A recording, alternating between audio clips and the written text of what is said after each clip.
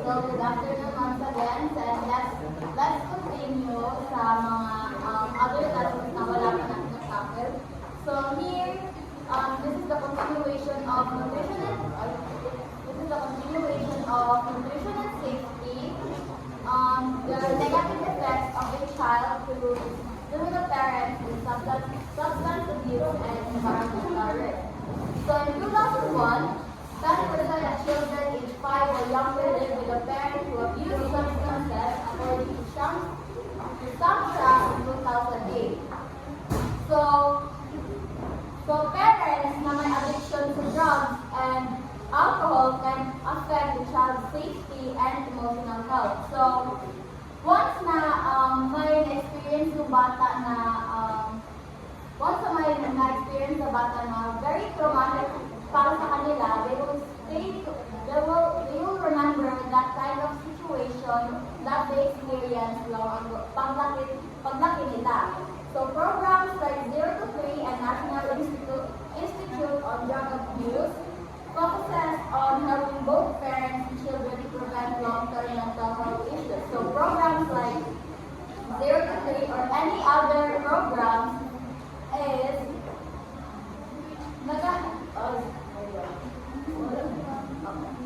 so there are programs that help parents stop substance abuse and be able to support their children so they do not develop mental health problems or mental health long-term problems.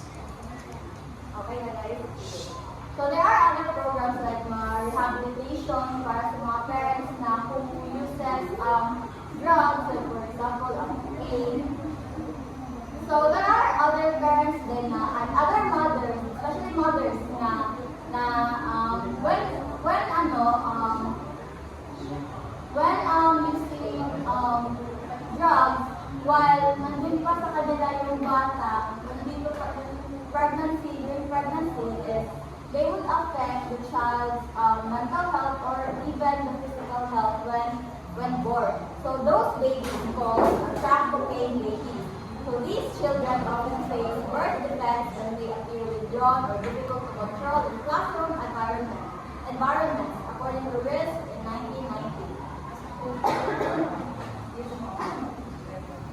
So the impact or the result of that is children in substance abuse homes often live in emotionally damaging environments where they may struggle to trust adults, according to Council 1998. So children living in a home with substance abuse can be emotionally harmful. So it could be matatama sa kanilang memory na sa paglaki nila, like I said kanina, na they would remember those situations na na-experience nila dati. So early childhood professionals can help by providing consistent routines, caring relationships, and therapeutic play, according to Council 1998. So ECE professionals, especially us aspiring ECE teachers, can help by giving children stable routines, care, and support. It means that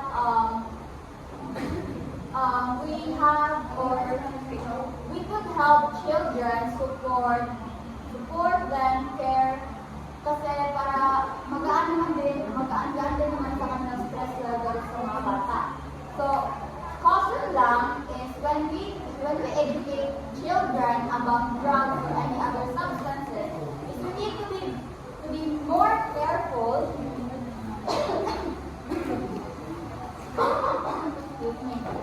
We need to be more careful because it can be inappropriate and confusing to other children, according to CAS 1994. So drug abuse education materials for preschoolers must be carefully vetted as some are developmentally inappropriate and confusing for young children. So next is the challenges to a healthy diet. So only 36% of 2 and 3-year-olds have diets rated good, while 60% needs improvement and 4% are related to poor, according to CDC in 2009. So 36% of 2 and 3-year-olds have diets rated good. It means na siguro yung mga parents is merong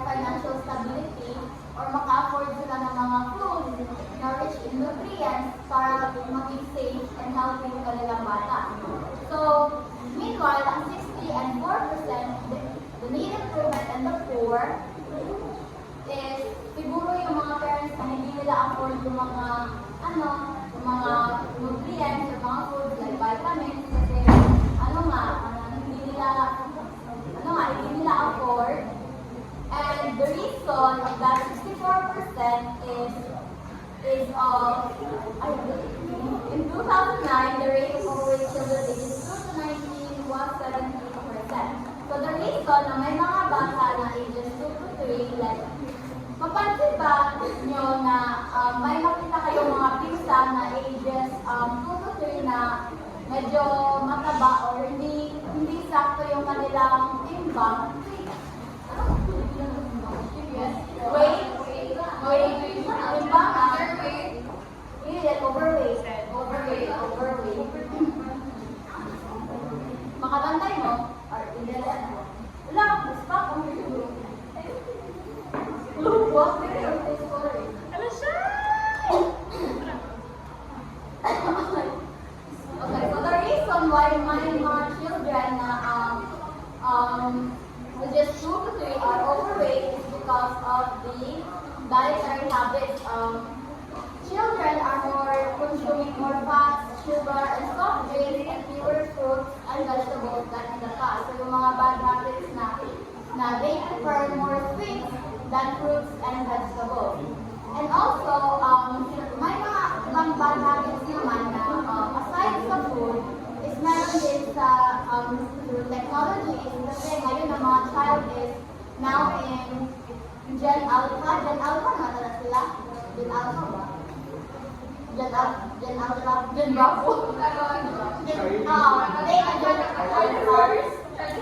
Pwede. Beta naman yan, no?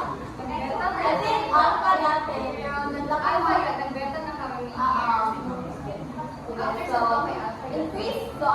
Meaning is screen time impact, increase television watching is linked to lower physical activity and the consumption of snack food and caffeine drinks instead of fruits and vegetables. For example, mapansin nyo dun sa mga makikita nyo sa internet na mga iPad kids. Yes. Pag iPad kids, yung if ever makuha ng parents yung kanilang iPad is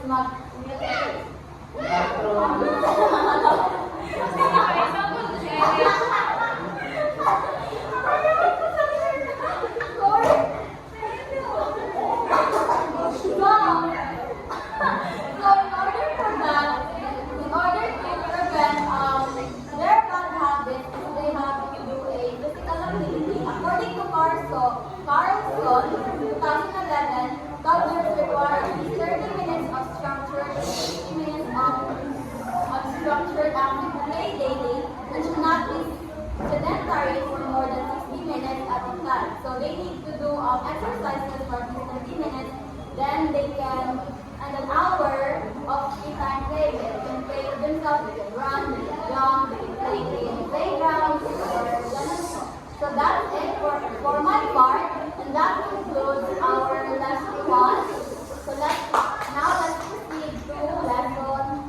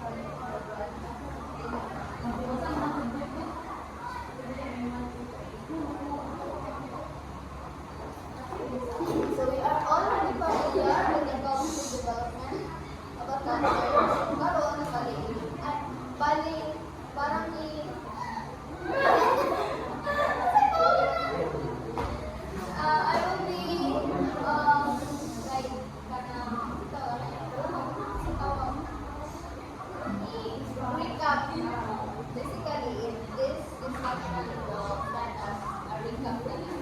So, first, let us define first what is cognitive development. So, cognitive development in the toddler stage refers to how children ages 1 to 3 years old think, learn, understand, remember, and solve problems. When we say cognitive development, this refers to how children think, learn, understand, and solve problems. It also includes how they remember things, how they make sense of the world around them. And then the toddler age, which is ages 1 to 3 years old, they develop faster since they are starting to be more curious about sa kanilang paligid.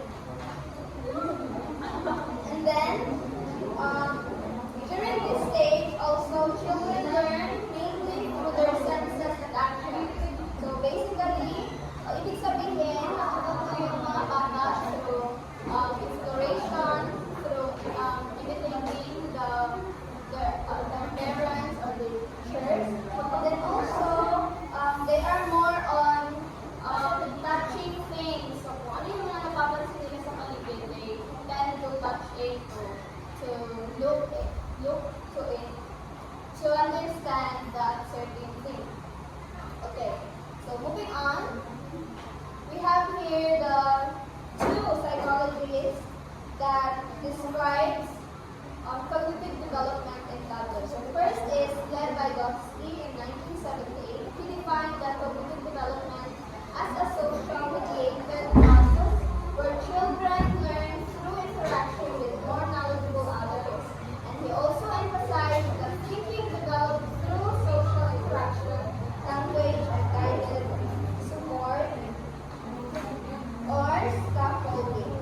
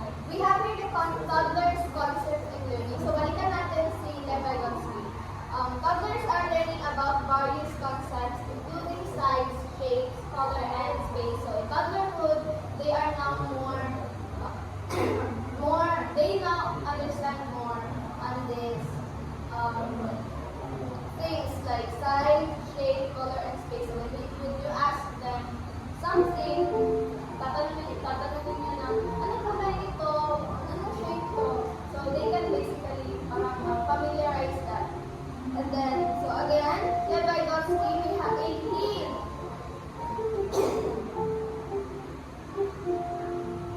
He introduced the zone of proximal development, or the CPD, which is the gap between what a toddler can do independently and what they can do with assistance.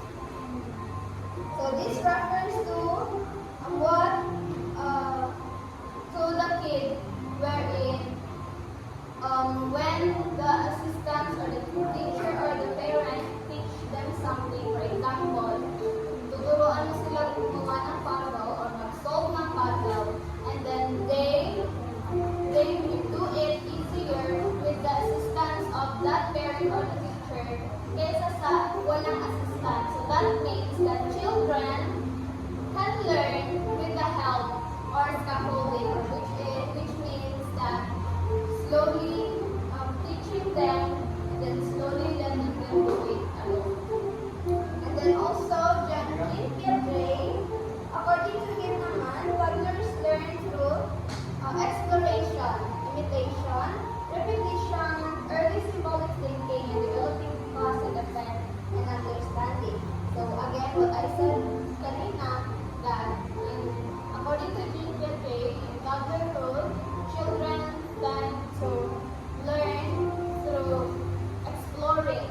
So, kung ano yung mga nakikita nila, they tend to understand it by their own understanding, small understanding. And then imitation, kung ano yung mga pinapakita natin as teachers or as parents, or they empty all towards them, they imitate it, and then that way they can learn from it. And also the repetition. So with the repeat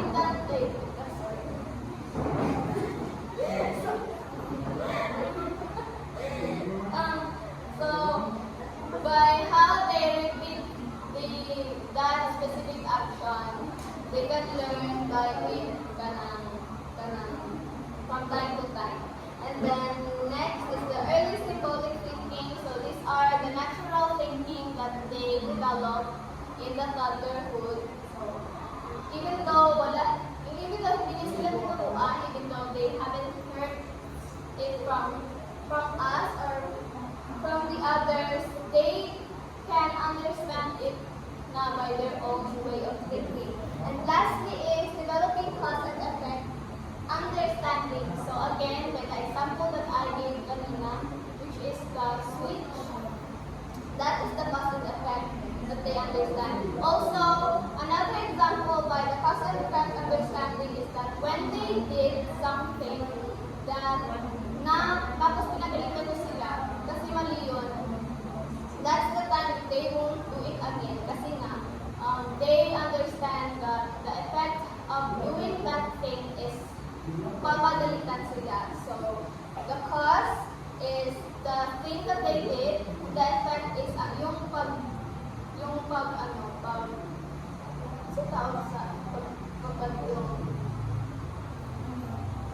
pagsaway niya sa ginagawa nila.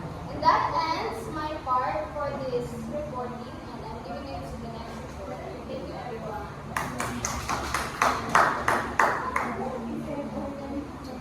Lobat na ba?